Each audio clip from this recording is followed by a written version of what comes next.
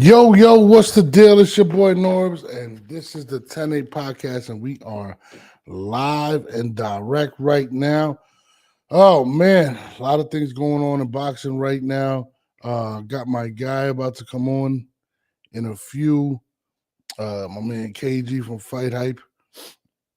He'll be here in a few, but, man, the press conference went down yesterday. It went down. For what is it? For the Benavidez versus David Morrell. A lot of fireworks, a lot of shit talking, a lot of people hype about that joint. And it's kind of crazy because Morrell been asking for this fight for the longest. So, a lot of people would definitely, we're expecting some bad blood, you know what I'm saying? So I was definitely I definitely have. I'm definitely looking for fireworks. I'm looking for put up a shut up. I'm looking for all that shit right now, man. So we have that going on. We're gonna talk this the lottery ticket Jake Paul. Everybody in their mom is calling him out. You know what I mean? And we're also gonna talk about John Iceman Scully going back and forth with Leonard Ellerbe taking shots at my guy, but I'm waiting for the guests to come on right now. I'm letting everybody know, come on, we live right now. You know what I mean?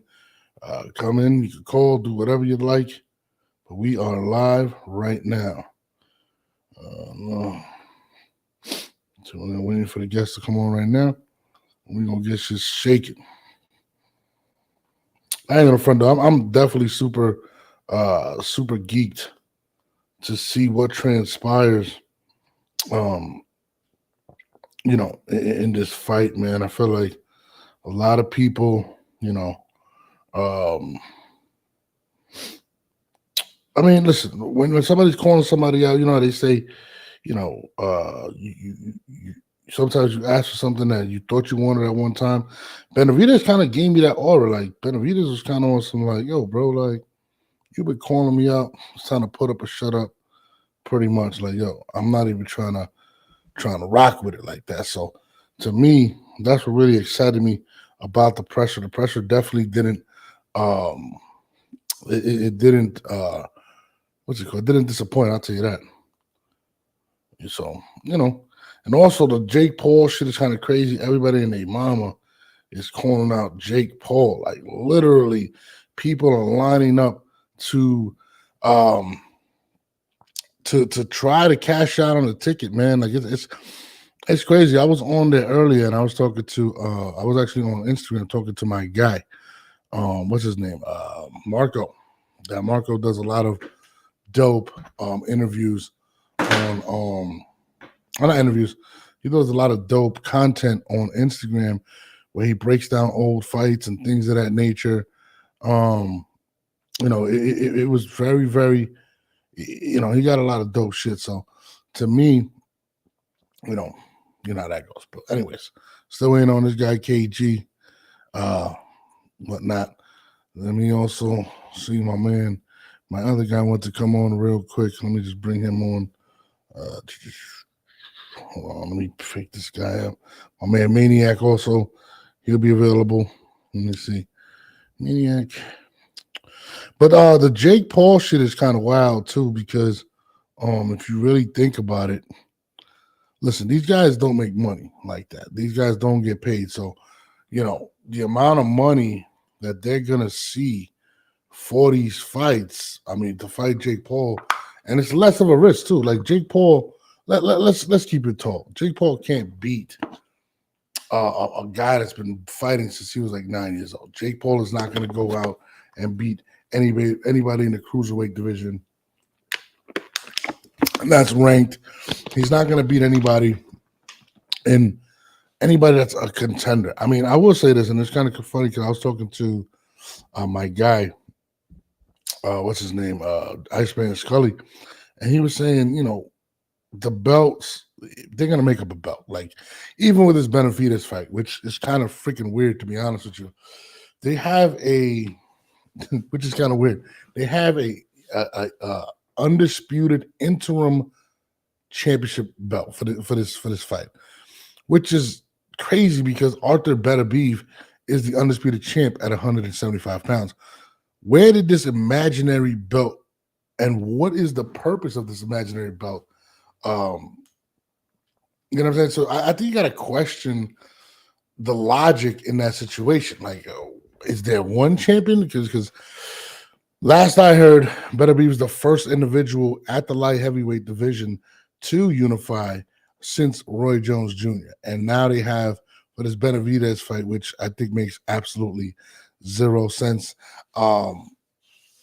This interim undisputed belt. So it kind of reminds me of WWE when you had the Intercontinental Championship, you had the Heavyweight Championship.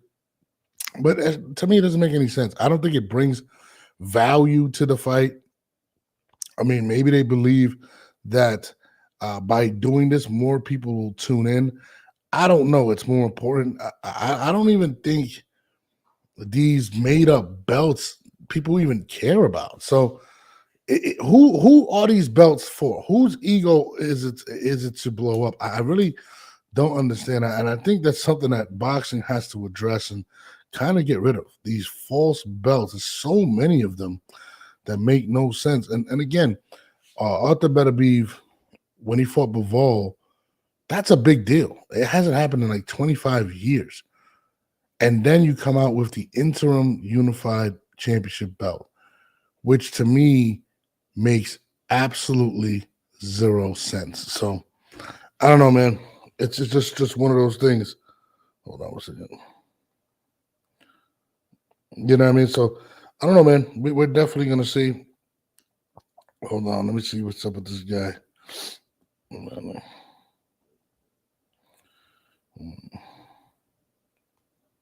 But yeah, but I'm still waiting. Also, what was the third thing? Oh, here it is. Here's my guy. We bring him on. Yeah, dog, what's up, man? Man, chilling. Long week, long nights, long days. Just a lot of grind. You're a hardcore New York dude, I see. You got the Rangers.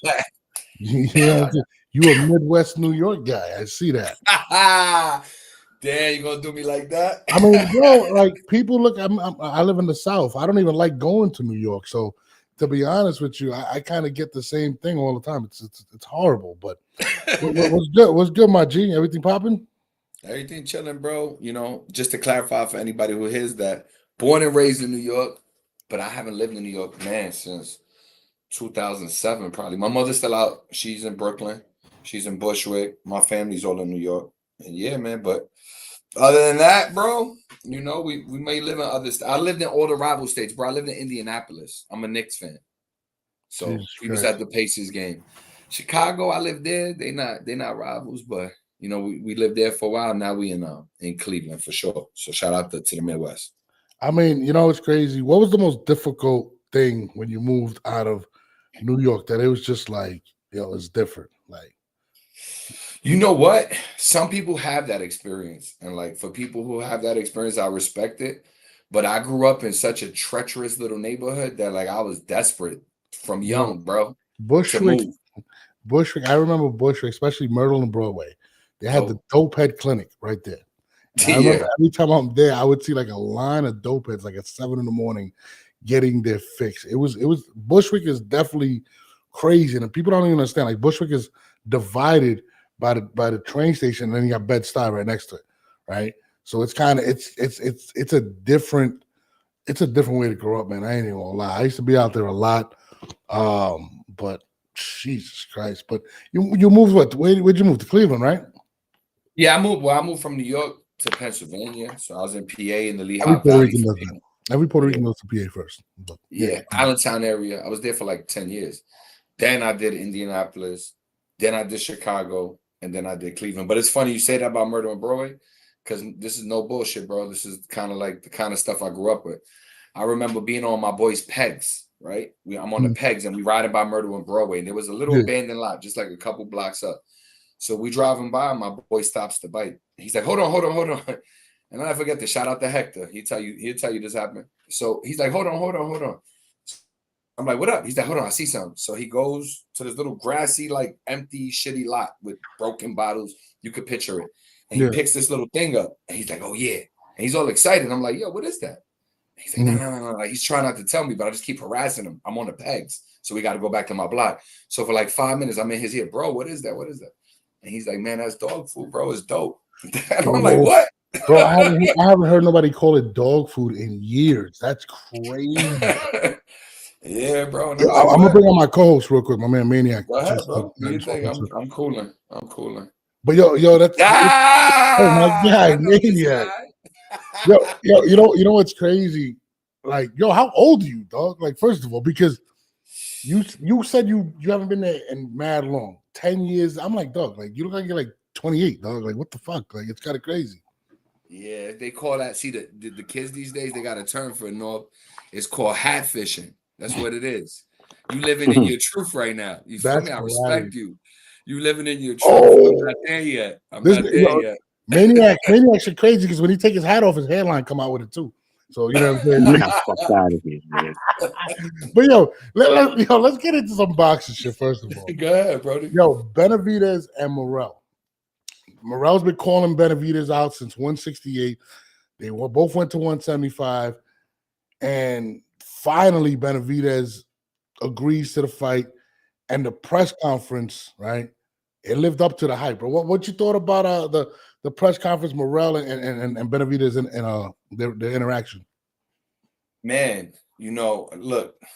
First things first. Like shout out to both those guys for making that fight.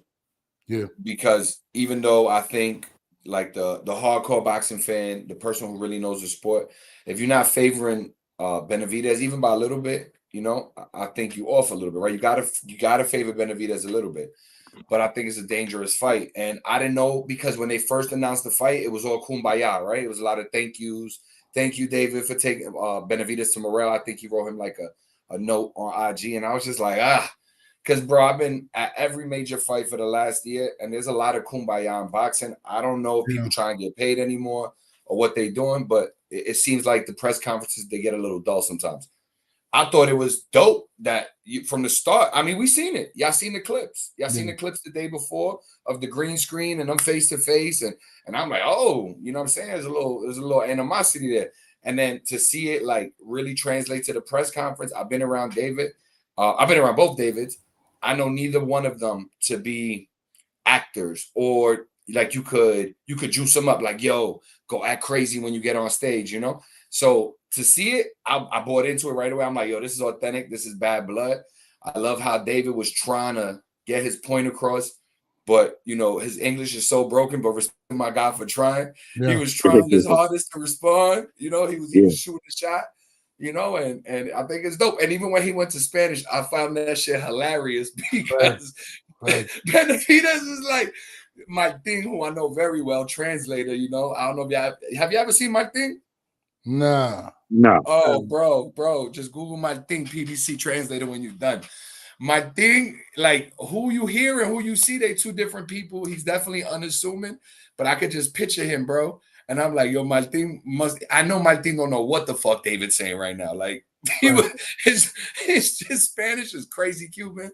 But, yeah, bro, like, I thought it was dope. We got to fight on our hands. We got to fight on that. Yo, I'm going to keep it real. 175 just got really interesting, right? We just had the Bivol fight, right? With Benavidez. Now you got David and Morell fighting right now. Like the best of seeing the best at 175.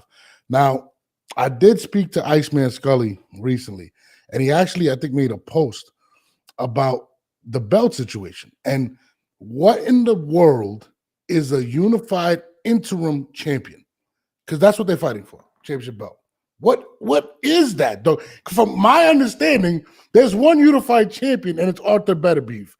And I feel like Benavidez and I'm a little insulted by that. What you feel about these extra belts, dog, in that division? I'm never look, man. One thing I do believe in is the sanctioning bodies. I wish there was a little bit more organization between the four of them, but I do like that there's some sort of separation. I know, like you look at another major sport like UFC, they got one chip for each weight class, and that's cool, whatever. But you see, even they have to get creative. Now they got the BMF belt, like what's the next, like because you got other competitive fighters, so you want to reward them. And I understand, the business side, and that's something like, yo, bro, before I ever did boxing, those are words that would never come out of my mouth. just a straight up fan, just seeing it from that angle. Being on the other side is hard sometimes for me because like I see the business and I understand why they do some of the things they do. But at the end of the day, the interim shit, I'm never gonna be a fan of. It should just be one champ per weight class. Excuse me, per sanctioning body. I've never watched a fight because this man has the interim belt. They're not unifying the interim belt. I don't even understand it, to be honest with you. Like, yeah, don't listen. Don't break your head about it. Listen, I've mentioned it many times. The sanctioning bodies are the cartels of boxing, right?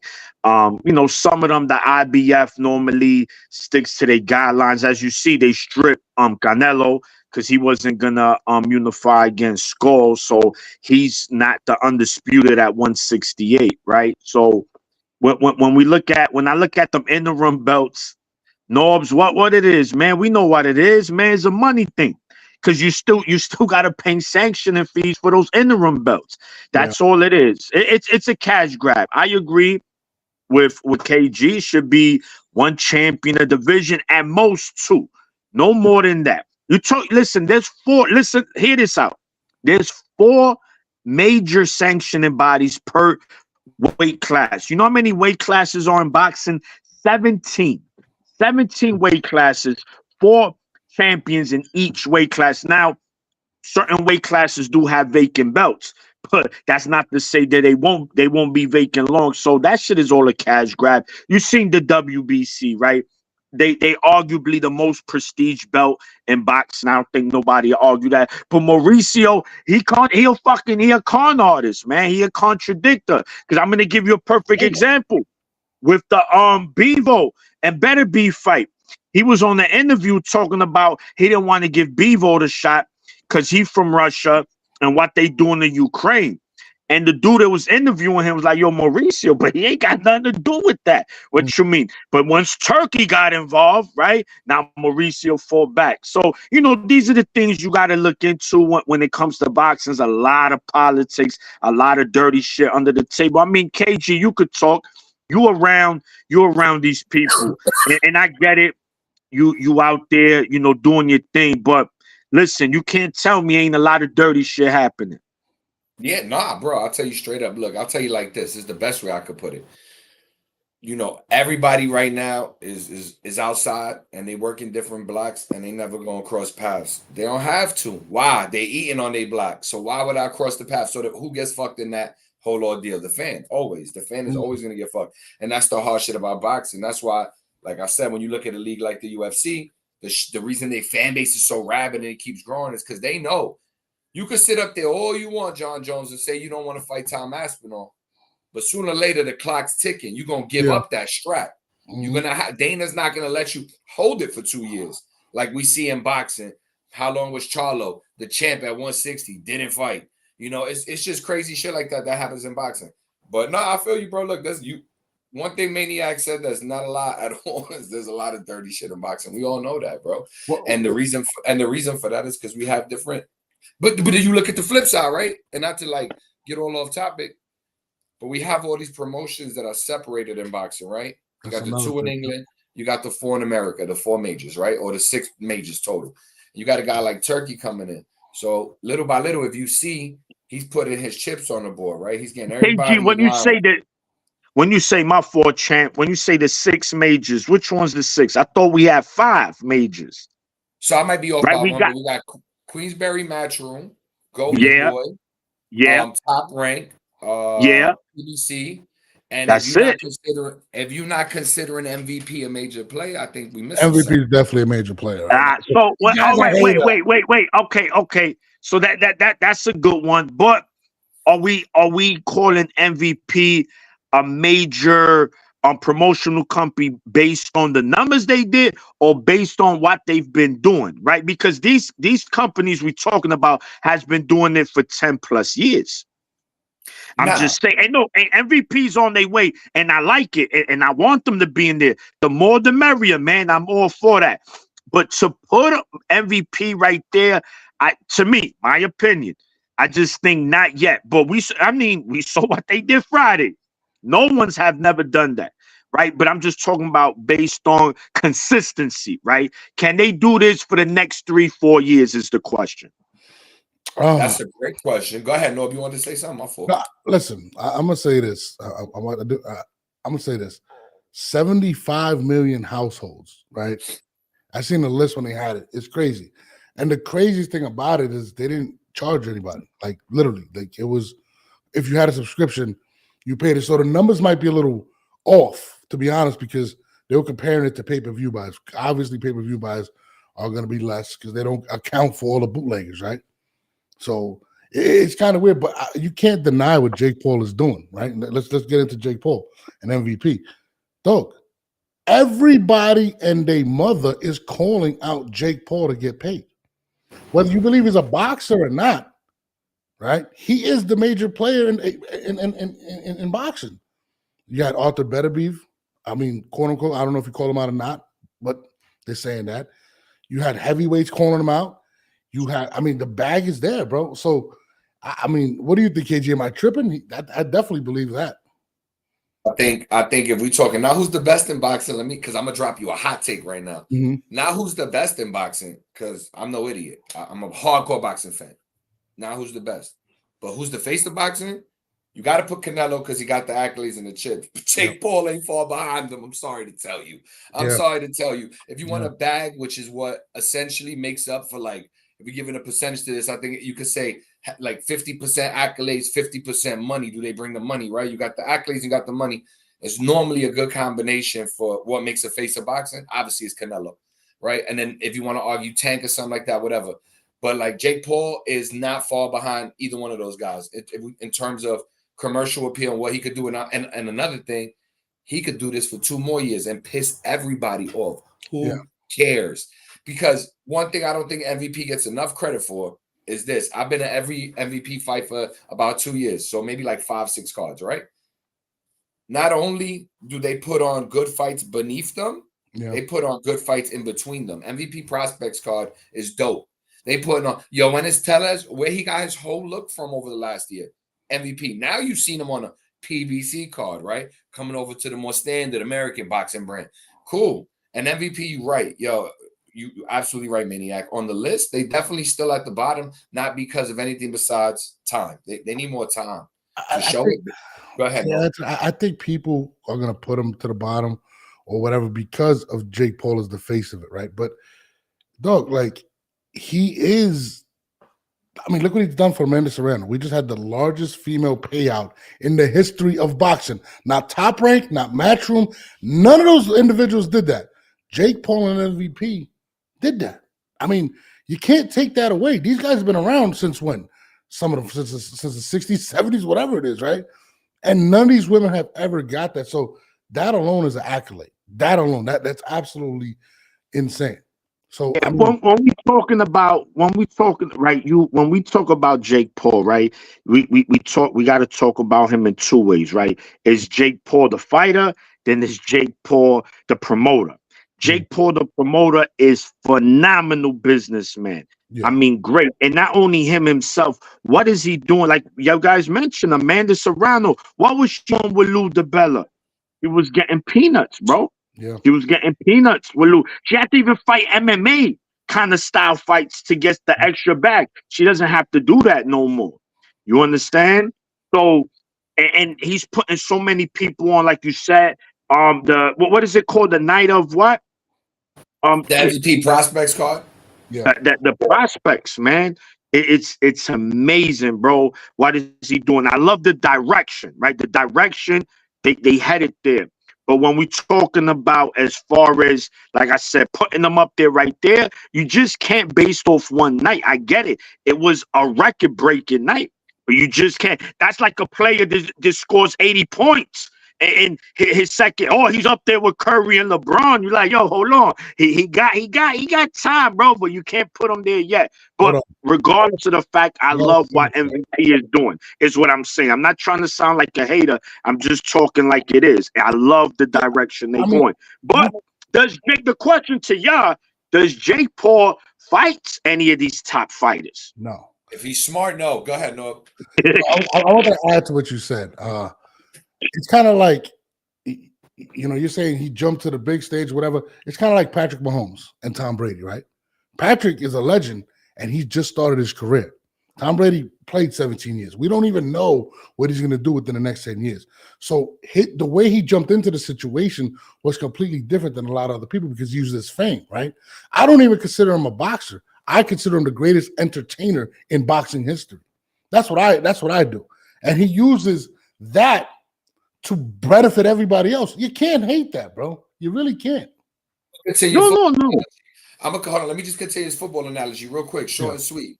What Jake just did, bro, if we comparing because like you were saying, Maniac, and I forget who you were just talking about, but you were just comparing. You were saying like he can't jump up there with these guys, right?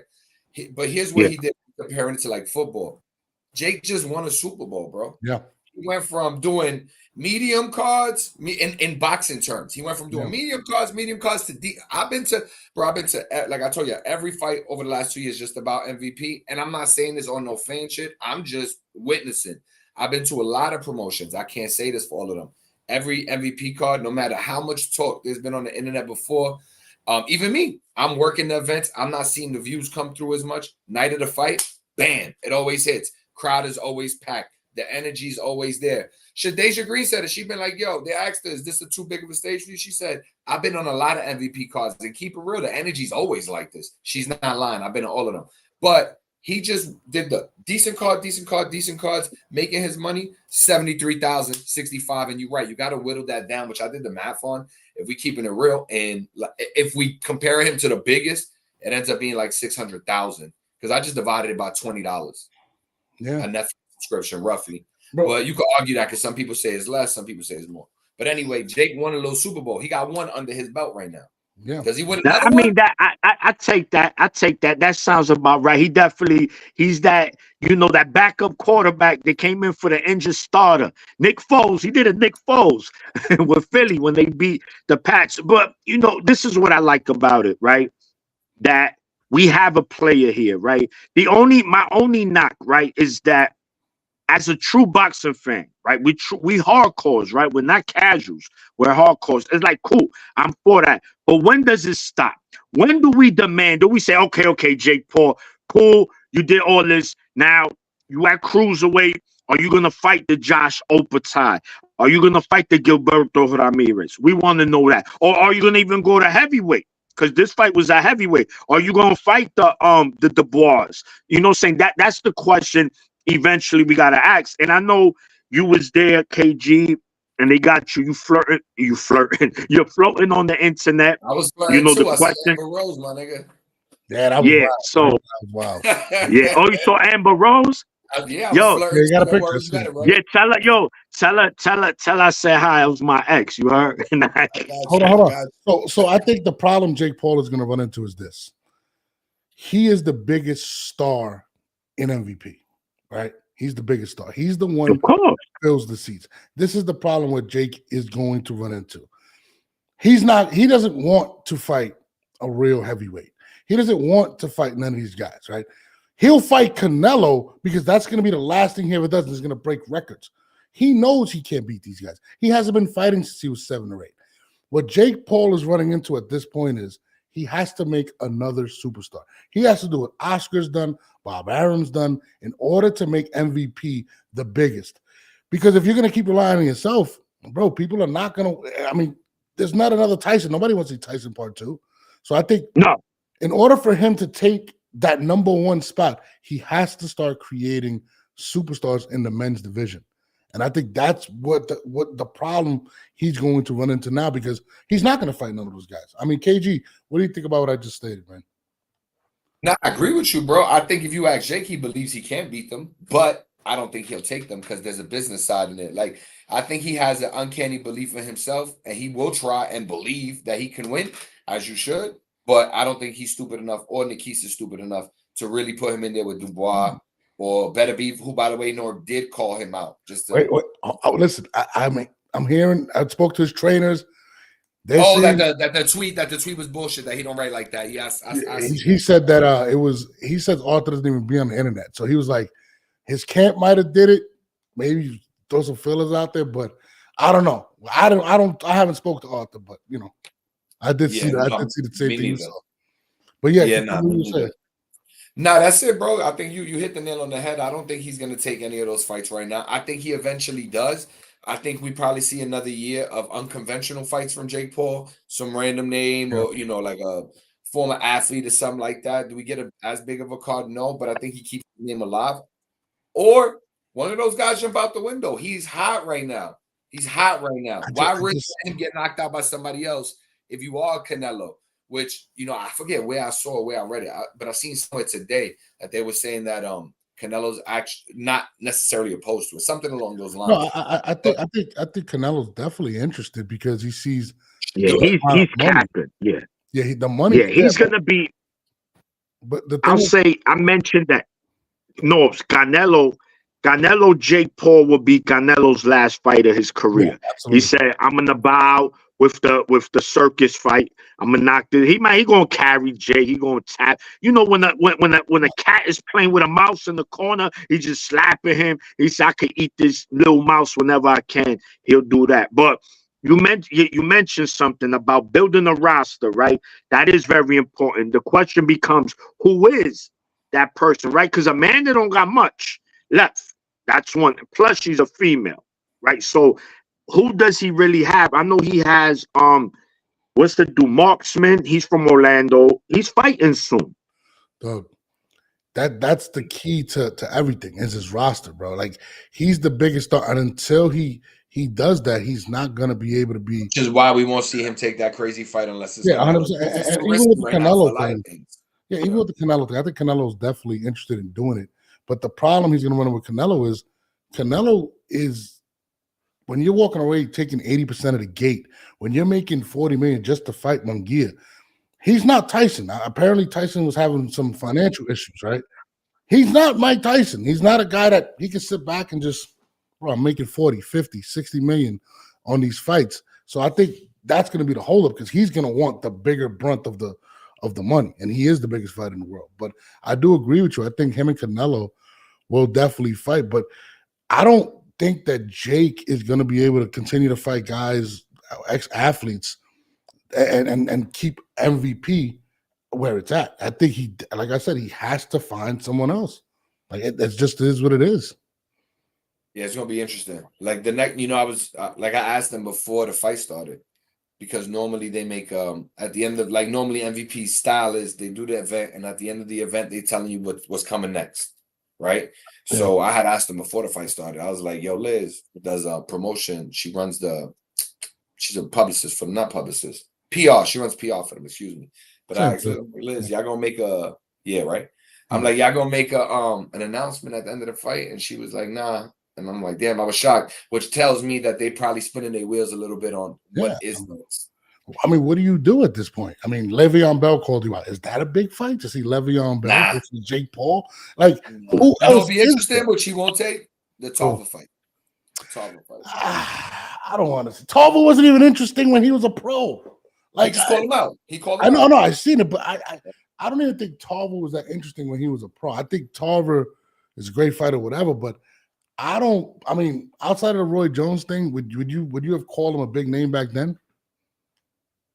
Yeah, bro, he had some crazy fights, bro. He was. I would. I mean, he wasn't a pay-per-view draw. Griffin, he wasn't a pay-per-view draw, but he was definitely a name. Yeah. I think. Look, man, MVP is gonna have to sign somebody, right, to bring them in, and they got the bag, right? They definitely gonna be a company that I think other fighters are gonna be interested in, perhaps joining. But maybe the problem is with that is maybe a Devin Haney down the road, do a little co-MVP feature. But does he? Listen, he's gonna have to.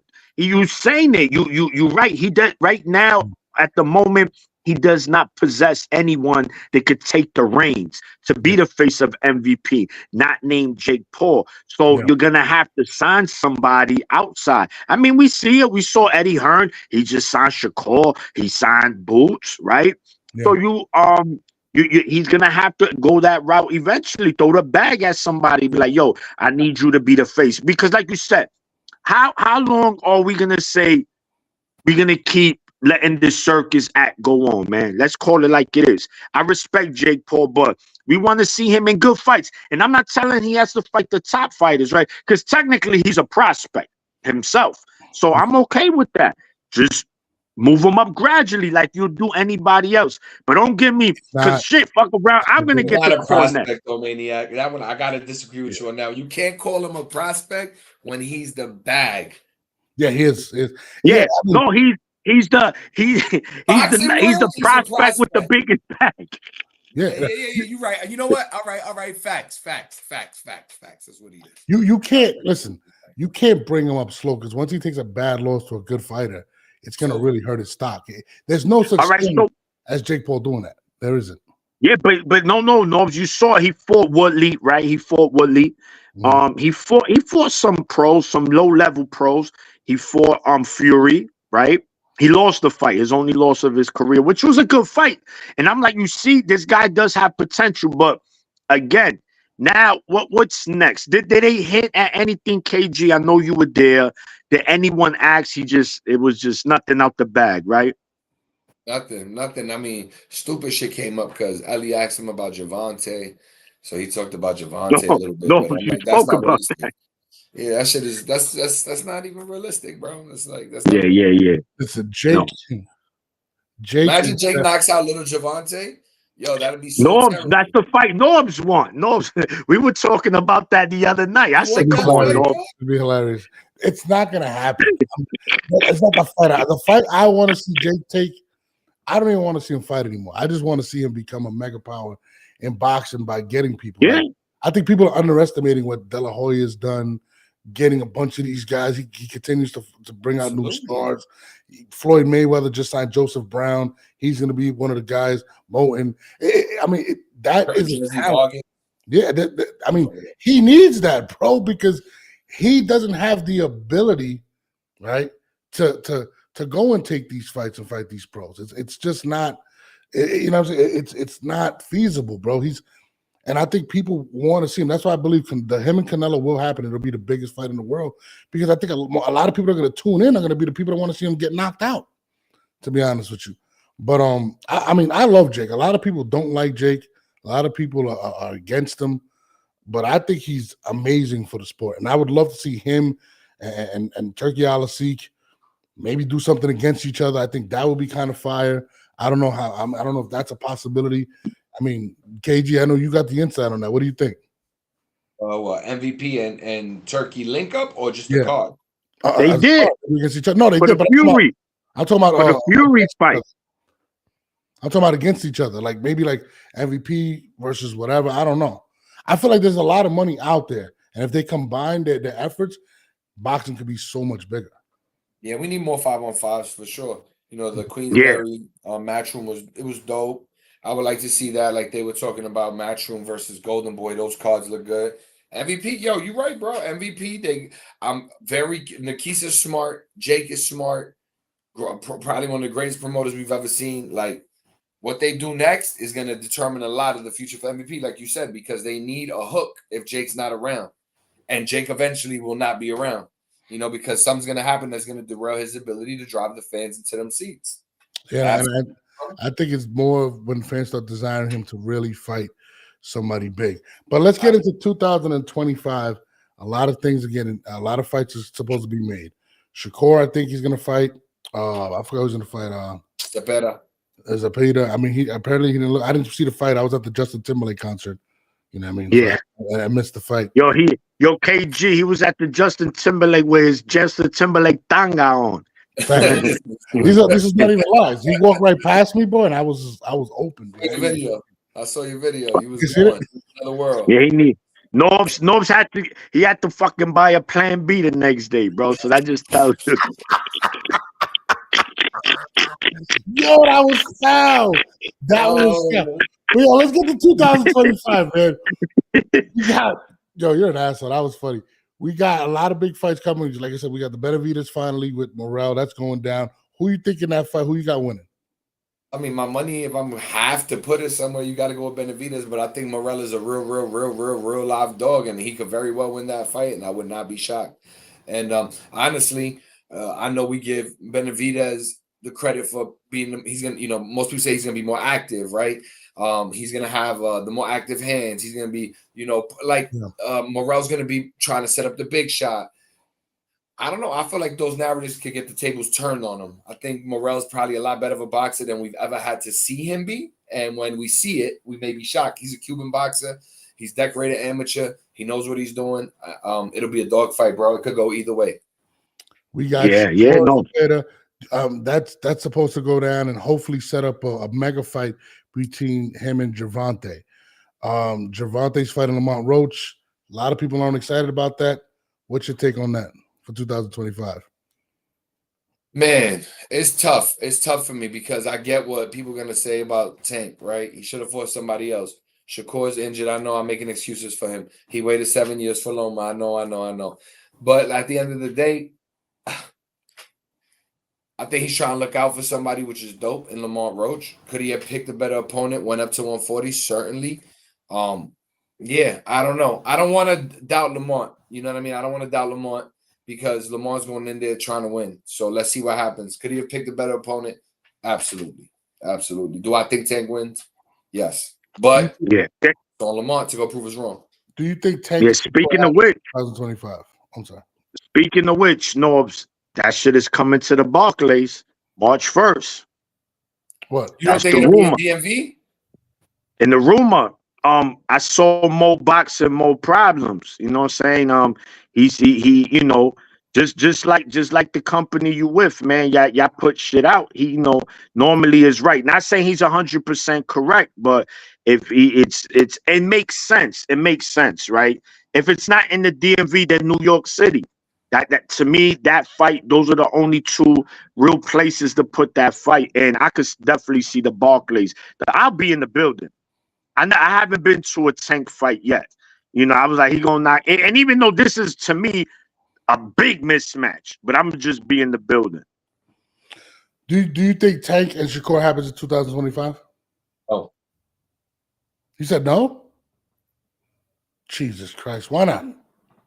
I think Eddie will be with it, and PBC won't. I think Eddie's down to put his guy against anybody, anytime, anywhere, win or lose. And I like that about Eddie. I think Eddie, he gets a lot of shit for his fighters losing, but we can't speak out both sides of our mouth. We can't say we want to see the best fights, and then when a guy takes a loss, blame the promoter. Why you put him in there with that guy? That's stupid. So correct. Yeah, that is stupid. I don't see PBC doing it. How bad of a criticism is Gervonta going to get if he doesn't fight Shakur in 2025, especially if it's on? He could do other things. He could do other things. No, he could go up to 140 and pick one of them guys, the right one, and take a belt over there, sit at 140 for a little bit. He could go clean up around Shakur at 135. There's guys that I think he could beat, no problem. Who got a belt over there? Barinchik? Okay, Tank could take that. What else is over there? Who's the other 135er? The Dominican De Los Santos. No, is it De Los Santos? Not the champion. He's not the champion. It's Lomachenko. Barenchik, Shakur, and Tank. Yeah, he could take Loma's vacant belt because Loma's not going to want to come back and fight him. Not at this point. Or maybe they do. He could do the Loma fight. I don't think it happens in 2025 for one reason on the PBC side. Heyman is a smart man, and the people around him are smart. Louis the Cubas, Shelly, all those people. They're gonna cook that up, bro. They're gonna get more money out that fight. They're gonna wait, and they can wait. Don't get me wrong. I would love to see it next year, but why not let them go clean up around each other, take a chip each, maybe move up, let that bake a little more. That's a super fight, and I get it. Like we want to see it, but I think there's other things that'll happen first. That's disappointing. I mean, I just want to see Tank push himself. I'm gonna be honest. If he goes to 140, is he gonna fight Tio? Is he gonna fight Matias? Is he gonna fight what's his name? Rayo. Yeah, exactly. Haney. People want him to fight a big fight. The last one was Ryan. People blame the draining or whatever the hell it was.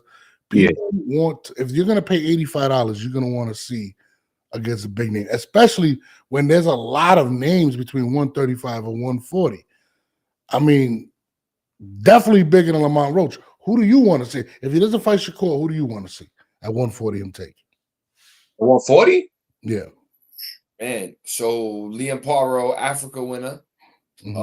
He could fight. I mean, Puello's kind of big for 140, bro. That's a big task right there. But Yeah. I think Tank could get it. The other one is Tio. Any one of those guys would be dope too. I just It's think the the fight, Shakur man. fight is truly his biggest task. But I also want to see Shakur prove that it's his biggest task. Yeah, I What agree have we with that. seen Shakur do recently? I want to see Shakur, and I mean that with all due respect. He's won, which is what matters. Yeah. He's great defensively, but we all know Shakur got an offensive opportunity that I want to see him go display that he's mastered before he fights a guy whose prowess, whose power, whose everything comes from that fucking punching power, Like, if you're gonna tell me you're gonna go beat Tank and we should see that, like, bro, I don't think it does big numbers next year. I just don't, unless we see Shakur do something big, and it ain't gonna be beating Zapata. Is not the fight I want to see leading. He better go beat Devin. You know what I'm saying? He better go take Loma on and beat Loma. Like, go beat somebody with a name for real, Shakur, and then maybe we see the Tank fight. And Tank go fight somebody for real too. And I think the problem that Shakur is going to run into, beat them, but actually beat them. When he came out and made that statement, and I thought this was one of the craziest things I've ever heard. He said, if I feel like I can get hurt, I don't mind making the most boring fight as long as I win. The flip side of that is that fans don't want to hear that. Fans want to see a fight. So if he goes and fights Devin Haney and he puts everybody to sleep, it's not going to bring up the value to fight Tank. And I think that's where is he going to be willing to be great in order to make it happen? And I think that's the biggest question mark when it comes to Shakur. He got to win in style. He's got to win in fashion. The last two fights was not entertaining at all. Do you think Keyshawn and Tank happens? I think Tank could take that fight before he fights Shakur for sure. And if I'm in top rank, I wouldn't let that happen. I appreciate Keyshawn's confidence, and I know he believes he can win. But Keyshawn got some more seasoning too. I want to Lemos is not the test for me. Like Lemos, he ran right into what you do. Lemos like you. And don't get me wrong, I think he could have went and found him if he wanted. But it wasn't like you put him down because you was looking for him. He came right there. He rang the bell. Bing, he opened the door. Bow down. Okay, it's great, but Lemos didn't look that sharp, bro. Let's go for another guy in 2025 that has a lot of expectation. That's been, to me, is struggling in the limelight. Boots Ennis. What's going on with Boots? What are we going to see from Boots? Is he going to move to 154? This guy Eddie Hearn said something to me that was concerning, where he was like, Boots is a shy guy. He doesn't like to interview. He doesn't sell the fight. And Blair the Flair, the greatest entertainer in boxing, I'm going to put that out there right now. The greatest entertainer in boxing called him out, and Eddie kind of downplayed it. And this is my theory. I think he should fight Blair the Flair because he's not a guy that sells fights, and Blair the Flair will. What do you think about Boots Ennis in 2025? Yeah, this one's close to home, man. This one's close to home. I cover everything in Philly. I'm really tight with everybody in that camp. But let me tell you something, a little secret for you. I brought Blair the Flair to that press conference. That was my guy. Really? I got him there. Yeah, from start to finish, bro. Start to finish. So this all started about a month and a half, 2 months ago. I got Blair on my show. I have a show called No Holds Barred that I do on Fight Hype. So I brought him on there. We ran it for like 2 hours. We talked about everything. He called out a lot of people. It started a lot of talk between him and Devin at first. He also talked about Boots on that. But fast forward, I'm in Philadelphia. I have an extra media credential, and I wasn't putting two and two together. I just happened to have the media credential, and then a little while later, a couple minutes after like the first fight, of the 8 fights that night, I just happened to call Blair because I seen his story. He was in Philly. So I said, "Yo, you in Philly?" He said, "Yeah." I said, "You pulling up to the fight?" He said, "Yeah, I'm about to go get a ticket." I said, "A ticket?" I said, "Nah, stop." I said, "Let me go talk to the promo." So on my way over there, light bulb, bing. I'm like, I got the extra credential anyway. So I just went over to Anthony Lever, my guy in Matchroom. I said, "Anthony, look, can we bring Blair the Flair here?" He says, "He gonna act right." I said, "He gonna act right. You good?" So we brought him into the media center. He sat down in the press box with us. And he watched the fights. He did a lot of shit with a lot of people, gave the media a lot of love. But afterwards, I got him into that press room and he did his 1-2s, respectfully. Yeah. But to answer your question, Boots, bro. Boots, I think Boots is a great offensively. He can do anything. anything. Like seriously, bro. Go look at his offensive arsenal. Beast. We all know where the problem lies. He needs better defense. He's got to cut down all them shots he got hit with. And as far as his future, oh my fault, I thought somebody was talking. As far as his future fights, bro, I don't want to see him go to 154. He needs a little bit more work too in his division. Why not go take them chips off them other guys if being a star is not your goal? Because if being a star is your goal, then you fight Blair to Flair. Then you fight Ryan Garcia.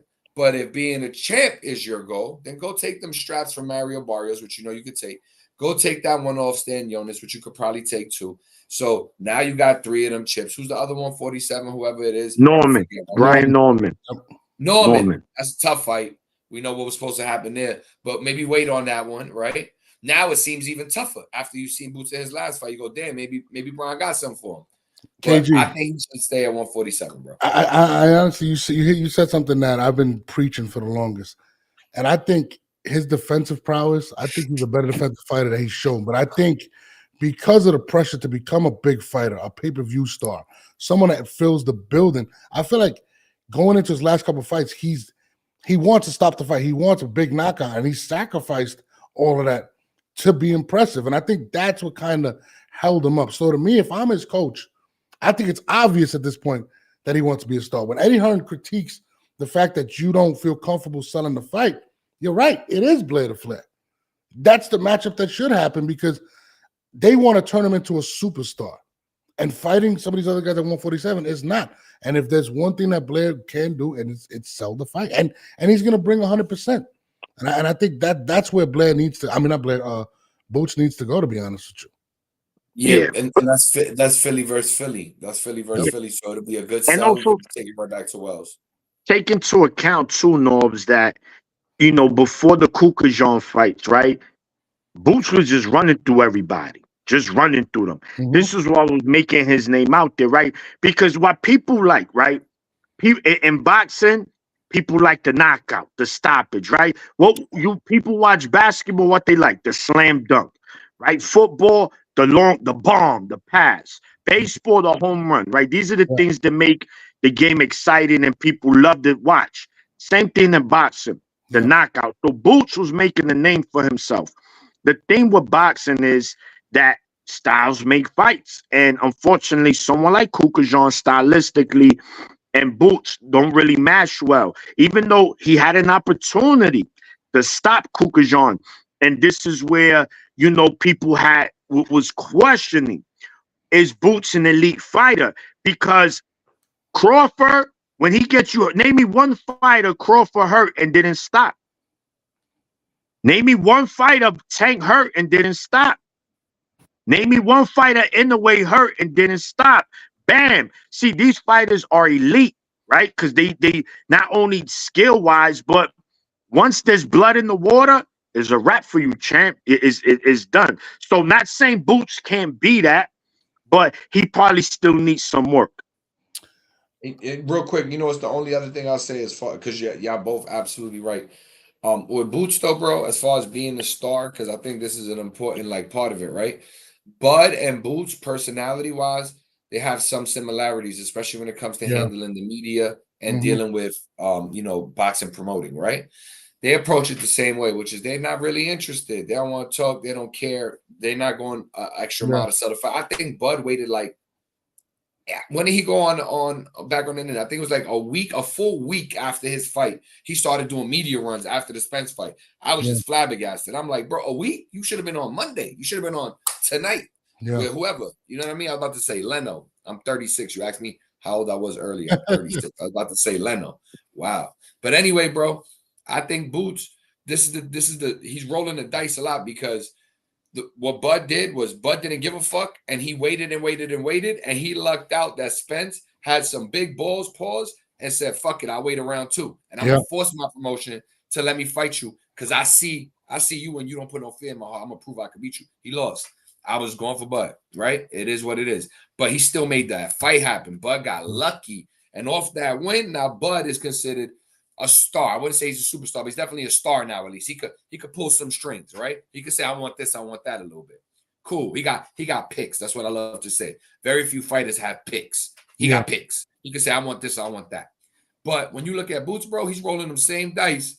The difference is it's unlikely for him to end up in that scenario because there's nobody calling out like big fucking call out for Boots to fight X guy. It's just not. There's like, yo, we would love to see him fight this guy, but ain't no outcry from the public. We must see Brian Norman next, like there was for Spence and Crawford. That was 5 years of people saying make that fight. Boots don't got that right now. So if he keeps rolling them dice, he's gonna either make a mistake and go up too early, right? Or he's going to sit around and languish forever and eventually fizzle out. And you don't want that. So I say, if I'm Boots, start talking, start engaging, let people see who you are a little bit more and take the bigger fight in terms of the name. Yeah. Blair next, fight Ryan next. Take one of them guys. You know, I agree 1,000%. I don't think you're going to change him personally. Like some people just don't feel comfortable. Like, listen, Gilly the Kid, literally, like, been around him since he was a kid. He can get on $1 million worth of game anytime he wants. He can get a lot of these big stages, right? He can do that. That's just not who he is. So I think you have to tailor make these fights so he can knock these guys out. I mean, I don't know if he knocks out Blair or nothing like that, but I mean, these are fights that have to be made. You have to, like Rolly Romero. How big is Rolly Romero when it comes to promoting fights? I know he's going to lose, but I'm going to tune in. Because he is what he is. And I think he needs those type of fights. And I agree. But let's move forward. You bring up Bud. Bud made a comment recently. Actually, after Boots' fight, he gave him advice, right? And I believe he's never gonna fight Boots. He's done. Is this a smoke-free zone? You can do whatever you want, bro. We got no kids watching, right? Damn, because I've been looking at this L and this L been looking at me for about an hour. Bro. You good, bro. Get lit, bro. All right, go ahead. Do your thing. Bud came out, and I think Bud is pretty much done with boxing. And that's pretty much what he said. He said that if it's not Canelo, he's good with just retiring. And that was all for the fight that he had. And a lot of people felt like he got hit a lot. I mean, do you think it's over for Bud? Do you think he retires? Or he gets a Canelo fight and doesn't get the Canelo fight, retires? Or what do you think about that? Does that fight happen? I think Bud is going to clean up at 154. He said that he'd rather retire. I spoke to Steven Nelson personally recently. I spoke to Red recently. Like literally Red Spikes. I just was with him last weekend, and we spent a lot of time in the lobby, probably like an hour just chatting it up. The vibe I'm getting from his team, I mean, look, at the end of the day, Bud is the voice. He could just be talking, but the feeling I'm getting from what's coming out of B&B in Omaha is Bud's going to clean up at 154. He wants a legacy still. So I know he wants the Canelo fight. When you got a guy like Jake Paul on the line, Canelo's like, do I take this legacy? You know, but is it really legacy to beat that? Which I personally don't think it's a shoe-in for Canelo, but that's the separate point. But regardless, in his mind, do I just beat Bud and then people say this, or do I take this Jake Paul fight? He's probably on, or do I go up to 175 and try to challenge Benavidez? So Canelo got some options as he always does. I don't think he's going to get the Canelo fight. I think he's going to go clean up at 154. I did a debate a few weeks ago on a different podcast that I fuck around with that's called No Disrespect. And the topic, one of them was Bud smokes everybody at 154. And I think he does. I think he beats Fundora or Spence wins that fight.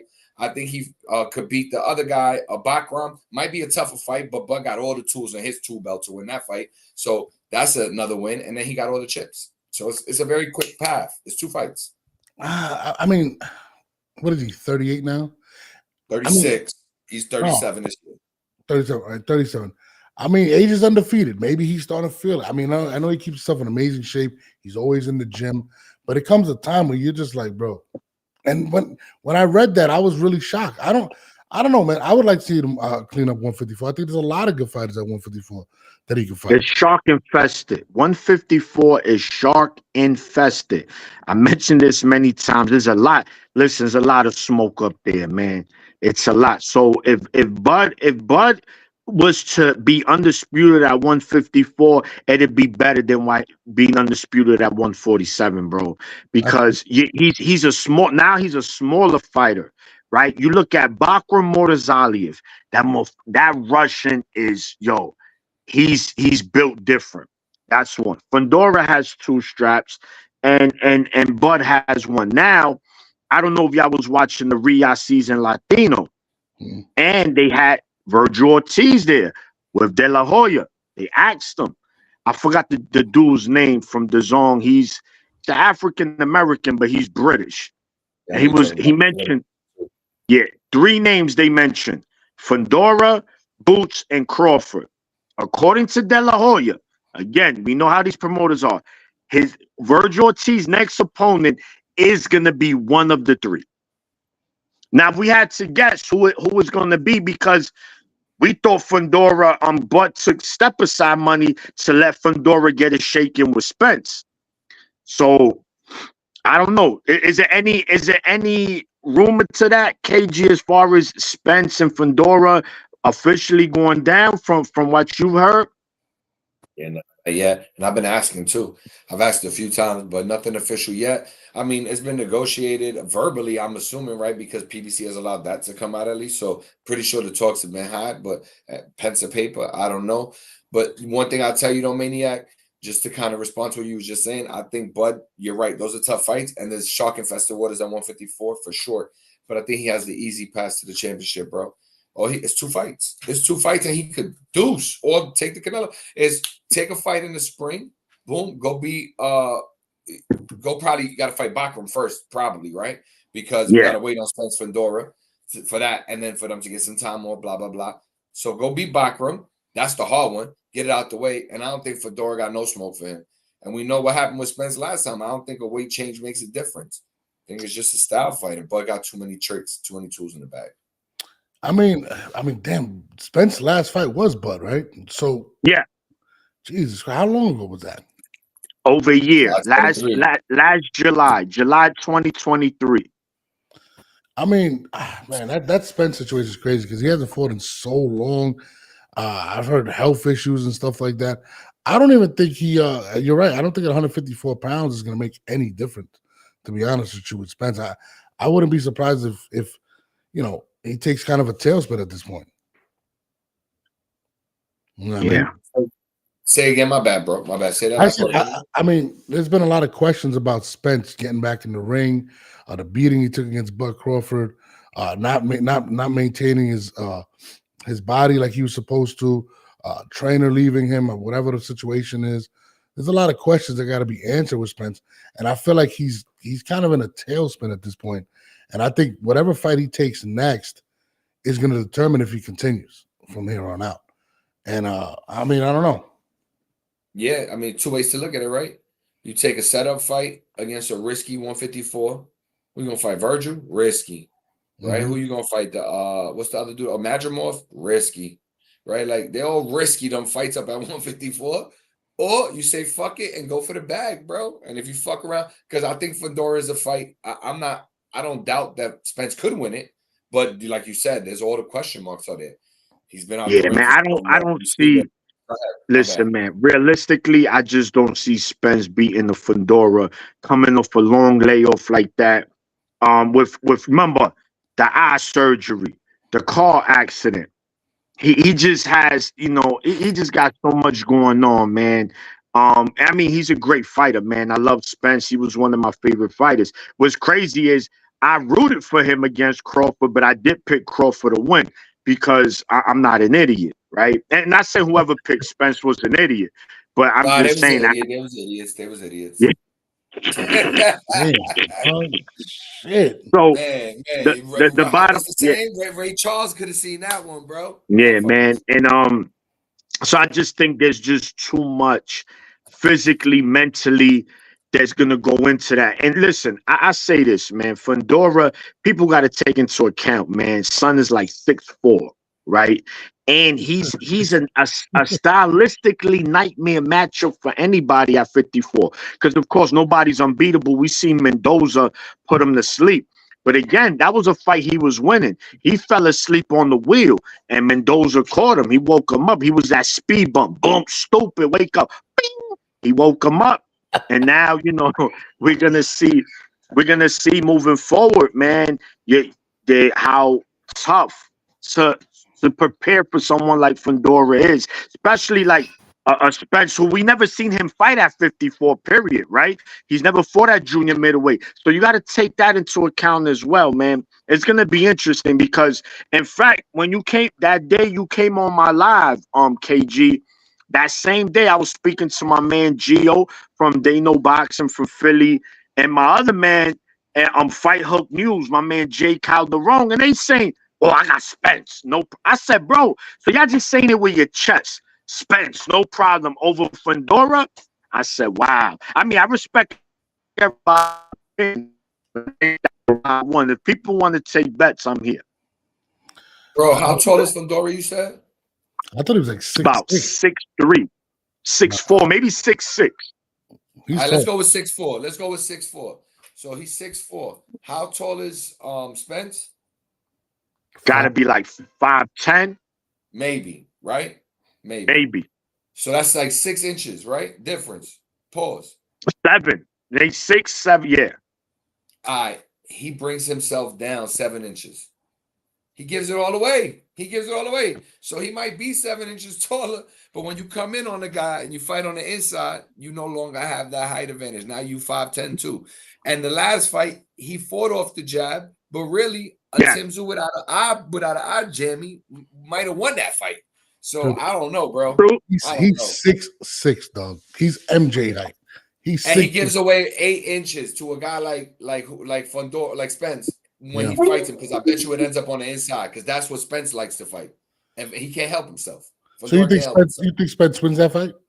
I'm not saying all that, but I'm saying it's an interesting fight. It all depends on what Spence we see. Is he in the gym right now? Is he putting in work? Is he on the road? Is he running? Is he lifting the log and throwing that shit to the other side of the room? He's chasing the chicken. He waking up at 5 a.m. If we got that Spence, yeah, it's gonna be a good one. We got, if Spence been in Deep Ellum, downtown Dallas, at the Statler, at the watershed at the top, then he's fucked. It's over.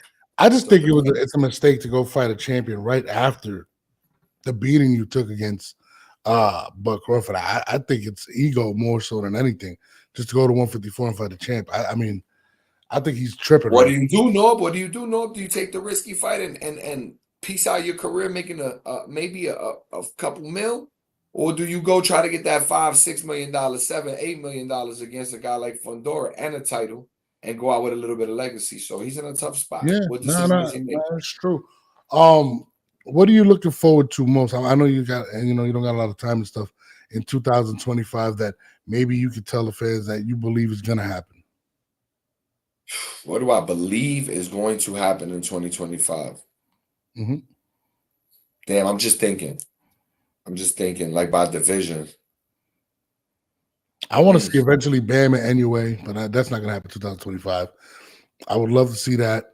I don't know, man. I don't have belief in anything. Happening that we want to see. Yeah, I mean, name the fight, and I'm gonna tell you probably no. I don't see. So dream fights. We're not gonna see Canelo Benavidez. Not happening. We're not gonna see what's another one? Shakur Tank. Not happening. We're not gonna see what else? You're all gonna see Bobal and Better Beef in 2025, apparently. Yeah, for sure. I see that being a rematch unless Canelo pulls the Canelo card. Canelo pulls the Canelo card. Bye-bye, Bivol. They'll fight for one less strap or whatever it is, He'll get stripped by the IBF. They don't give a fuck. They're going to take the Canelo bag. I mean, from what I gather from people... Or Jake Paul. Yeah. It's funny. From what I gather from people in his camp, they say Arthur's not moved by money, and he views Canelo as too small. You know what I'm saying? But he is interested from what I hear, but I mean, his training stuff says Canelo's he's not a big guy at all. And they prefer Bivol first, from what I'm hearing. Yeah, that's interesting, bro. That's interesting. But yeah, keep going. You name it. I don't see it happening more than likely. I don't know what else is out there. I mean, I don't even know at this point. For who? Big fights for who? 25 for anyone.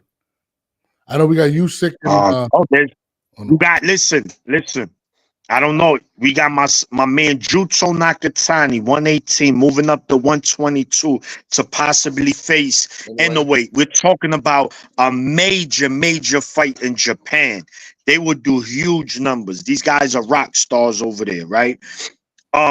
Bam Rodriguez, Nakatani at 118. If he's to move up, shit, bro. There's so many right now. I just can't really think, but there's a lot of big fights. When we talk about mega though, like when we talk about mega, we talking about the top of the top. There's really not much. I mean, they could be made, but not Tank Shakur, Tank T.O., Tank Haney, Haney T.O. I mean Ryan, being realistic, or anybody with Ryan, it's gonna be big business, especially with those big names like a T.O., like a Shakur. Oh yeah, because listen, he don't even look. This is another thing. Ryan, I mean, we know he doesn't. He's never been a world champion. Let's be clear. He's never had a belt. And look how popular he is, right? Yeah.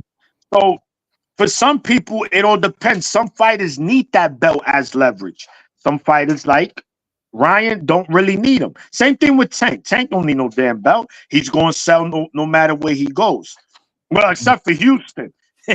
we know people was like, I don't know about this one. They try to say there was a problem with the venue. What you say, KG? You laughing over there, man? Don't. No, I was shit. I don't know. You know, who knows? Who knows? I don't think it was the venue. I think they just needed some more time to get that card together. Absolutely, Really absolutely, man. We know it was all business, man. We ain't falling for the okie doke, man. Shout to Al Heyman though. We not mad, because at the end of the day, I tell people, listen, man.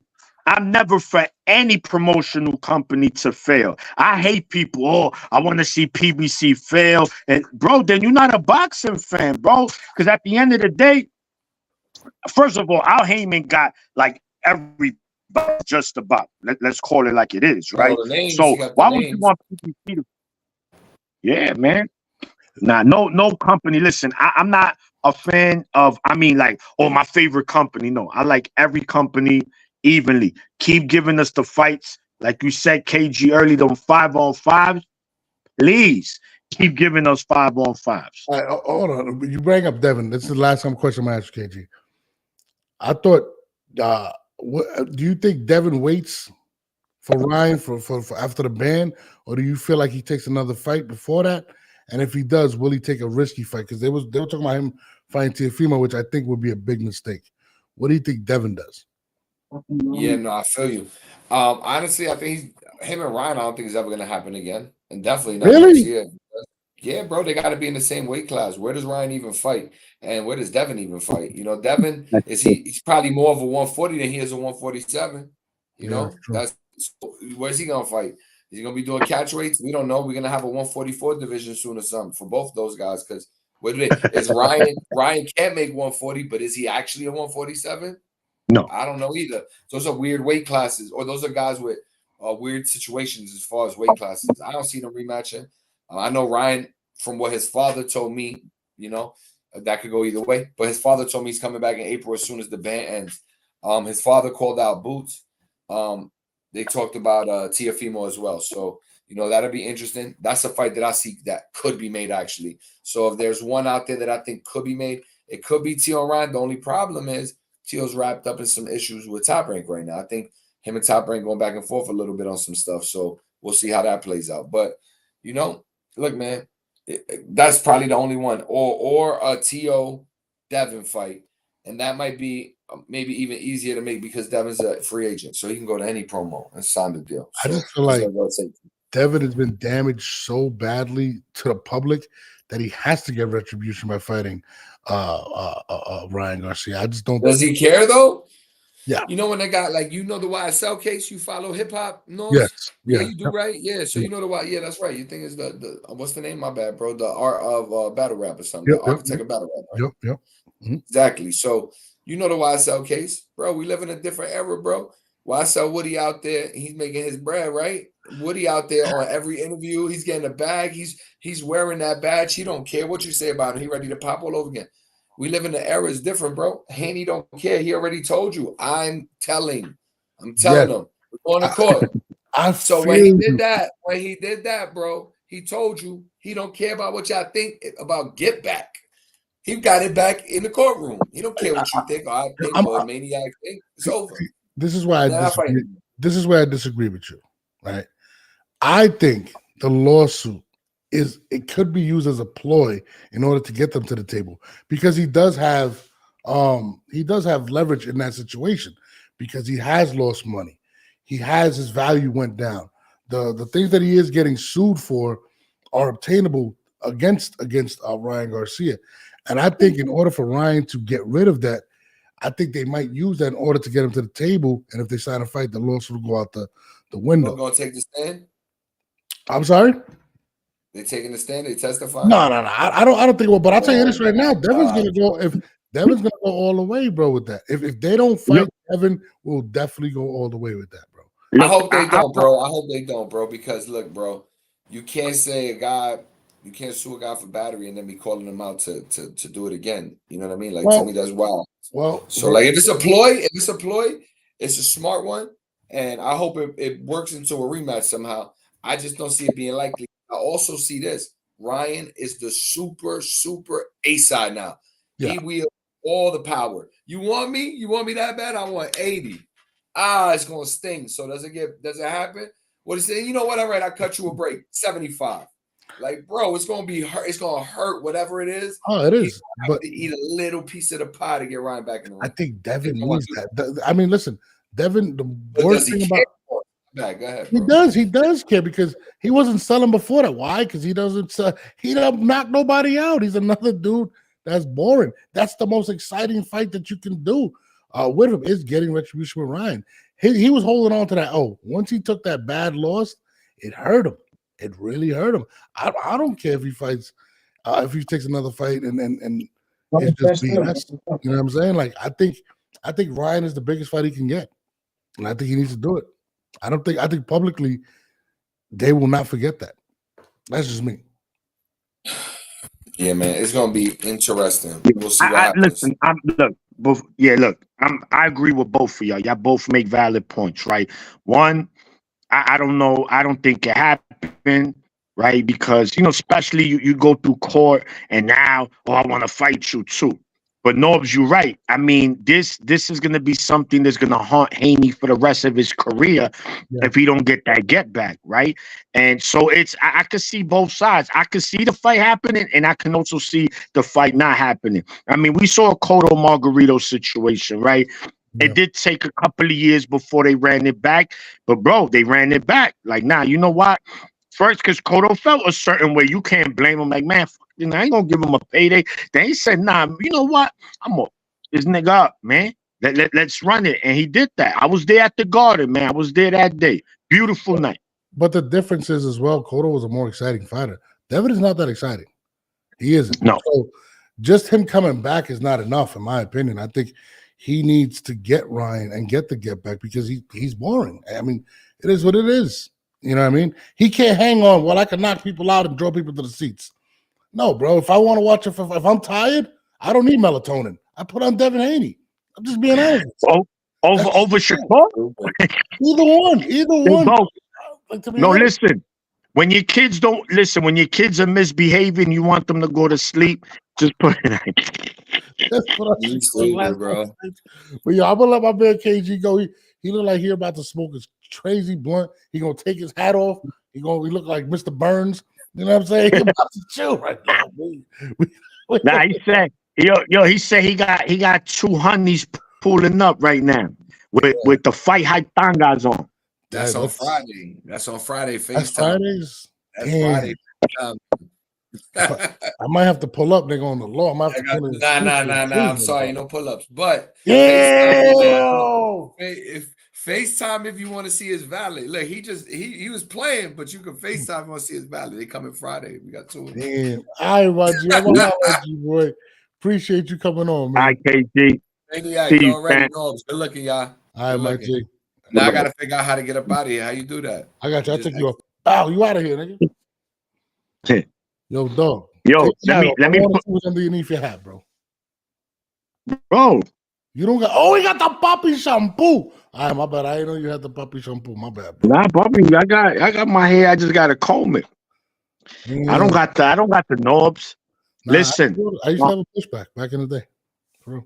No, I know. I saw you in the hut with your Giants hat on, with your 9X white tee. Damn, nigga said 9X. But stealing. You were stealing mixtapes from the Africans. Damn. So what you damn, so it's like that? That's crazy, my nigga. But yeah, I'm about to bounce too. This nigga's still on. Yeah. I gotta. Yo, you good? You want me to send you the link for the Four Corners tonight? Or you good? I'll come on. I ain't doing shit. All right. You know what I'm saying? All right, baby. My guy.